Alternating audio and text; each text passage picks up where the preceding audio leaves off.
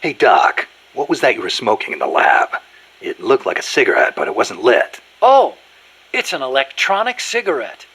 I designed it myself. Pretty neat, huh? Electronic cigarette. Yep, a liquid in the filter that turns into vapor, and you inhale the microparticles. So that was vapor. I'd actually rather be smoking normal cigarettes, but not in that room. The smoke would wreck the precision equipment in there, ruin all its wiring. But the vapor is just steam. It doesn't contain tar or anything like that.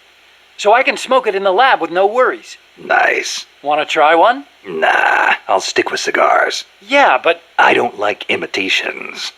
The real thing's always better. Okay. But you know, sooner or later, smoking's going to become very unfashionable across the world. It hurts you and those around you. Electronic cigarettes might not seem so bad then. Yeah, when that happens, I'll think about it. You said your dad was involved in the Manhattan Project, right? Yeah? And you think that's why you can't walk? I don't know. Actually, probably not. So far, nobody's found evidence that exposure to radiation in parents causes genetic defects in children, except for those exposed in the womb. Epidemiologically speaking, anyway. That's the conclusion of the Atomic Bomb Casualty Commission. Right. The ABCC commenced its study immediately after the war, and it's still ongoing.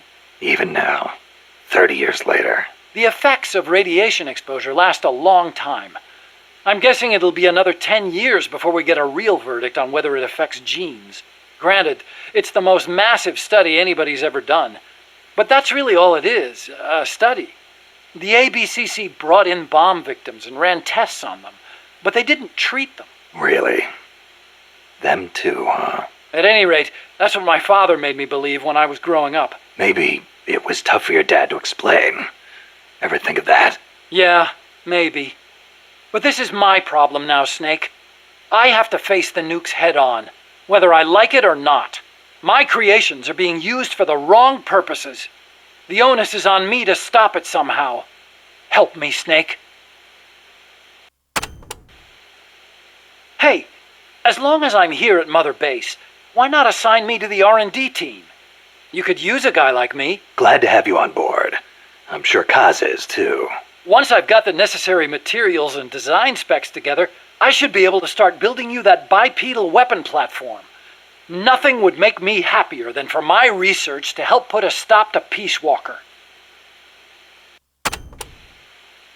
Doc, I'm starting to sense your feelings about nukes are a little different from your colleagues. How do you mean? Your little chat with Coldman back there. I told you my father worked on the Manhattan Project, right? You're familiar with it? The basics, yeah. It was the project that kicked off the nuclear age. That's right.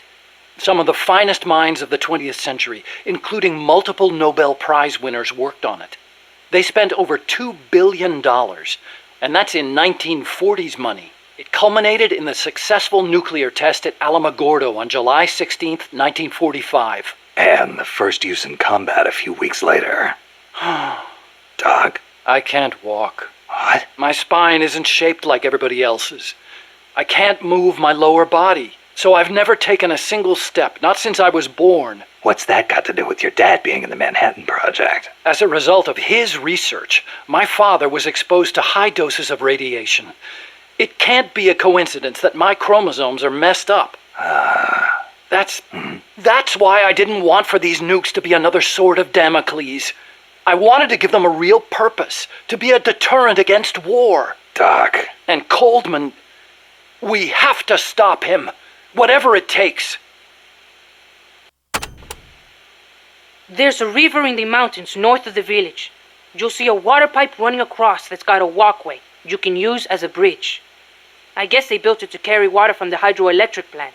To get there, though, you gotta get past the barricade north of the prison. Got it. El Basilisco supposedly lives in the gorge up there, so be careful you don't get distracted and fall in the river. The Basilisco? Not the big monster I saw. I mean the real Basilisco. A real one? The legendary king of snakes? More like a lizard, I guess. It walks on top of the river. A lizard that walks on water? Man, you should see it. It's not that big, though. Only about 1 bata long. Pretty good size for a lizard. Yeah, but not nearly as big as a dinosaur. So there's a real basilisco that lives in the river? I'm only saying I heard stories from people who said they saw it. But I know lots of places to find it in Nicaragua. Do you want to go have a look? I don't have time for sightseeing. You don't like lizards? It's not that.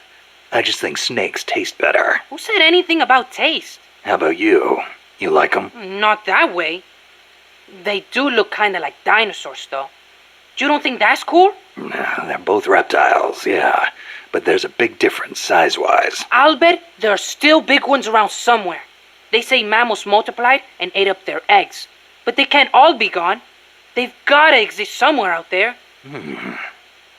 Dinosaur eggs, huh? And animals are always evolving, right? Maybe they evolved so much they don't even look like dinosaurs anymore. Then you can't really call them dinosaurs, can you? I guess not. Yeah, you're right. Dinosaurs have gotta be big. Irasu has more than one crater because he's erupted so many times. I heard most of them filled up with rainwater and became lakes. Calderas, huh? Calderas. Yeah, something like that. Hey, I got an idea. When you get to the lake, can you keep an eye out for weird animals for me? People all over the world tell stories about giant monsters living in lakes. Nessie in Loch Ness, Nahuelito in Argentina, Ogopogo in Canada. I can hardly keep track of them all. They say that all these sightings prove dinosaurs do still exist. But crater lakes are isolated. They're not connected to rivers. Yeah, but you know Mokele Mumbembe in the Congo River? He can walk on land. So maybe they moved there from some other lake. Huh. You sure know a lot about UMAs. There used to be a guy in El Frente who was a hunter. He taught me lots of things. He even said he once went to a place called Isla del Monstruo. A hunter on Isla del Monstruo. Someday, I'm gonna be a hunter and catch some rare animals. Right after we restore peace to our land, of course. Did you ever hear of the Loch Ness Monster? Now that one I know. Pretty much everyone's heard of old Nessie. Great, so I don't have to explain. I think she's a long-lost dinosaur, don't you? Sure. Why not? One of the compas gave me a book about it, with photos. It looks exactly like the plesiosaur. Then why does it only live in Loch Ness? Well, it probably got cut off from the ocean. Back when Loch Ness was part of the ocean, some plesiosaurs became trapped there when the climate changed. There weren't any mammals there, so no natural predators. Today's Nessie is descended from those plesiosaurs. Then wouldn't it make sense for there to be monsters in other lakes with similar climates? Exactly. That's why there's been giant monster sightings in a bunch of other places. Like Nahuelito and Ogopogo. I don't know if there's one in Irasu too, but I know there's definitely something living in Lago Cosipolca. You mentioned the Nahuelito. What is it? It's a plesiosaur that lives in Lago Nahuel Huapi in Argentina. It's described a little differently, but I'm sure it's basically the same creature as Nessie. Except for one thing. What? Well, according to one theory, it's the result of a nuclear test back in the 50s. What? There's no record of a nuclear test in Argentina in the 50s. At the time, the president, General Juan Perón, was pushing hard to industrialize the country. I wouldn't be surprised if he conducted a top-secret nuclear test before he was overthrown in a coup. Sounds a little far-fetched to me. You think? Then maybe Nahuelito really is a dinosaur. No, I didn't say that. I mean, it's really pretty obvious. Wait a minute. Thanks for clearing that up, boss. Dinosaur. What about the Ogopogo? And what kind of name is that anyway? Ogopogo's a monster that lives in Okanagan Lake in Canada. I guess it's an Indian name because it's a legend passed down by the Indians. A legend, huh? Well, then it's probably not. There's written records of it too. The first one was in 1872, and there's been more sightings since the start of the 20th century. You starting to get into UMAs too, Snake? Yeah, maybe. UMA hunting. Now that's a real man's adventure. What do you say, Snake? After Nicaragua's at peace again, you want to go exploring together? Well, we'll see. Might not be such a bad life. Mokele Mumbembe lives in the Congo River. There's nothing mysterious about it, though. It's already been confirmed as a real living dinosaur. The local people know all about it, and when they were shown a drawing of a brontosaurus, every one of them said it was Mokele Mumbembe. When peace returns to Nicaragua, I want to go to the Congo myself. Oh, the revolutionary movement in the Congo ended in failure, you know. Yeah, I know. I wish we could do something to help, but Africa's awfully far away. Africa. Wonder if El Che ever saw Mokele Mumbembe. I wonder if I will. Well, best to take care of business here before daydreaming about Africa. Yeah, I guess you're right.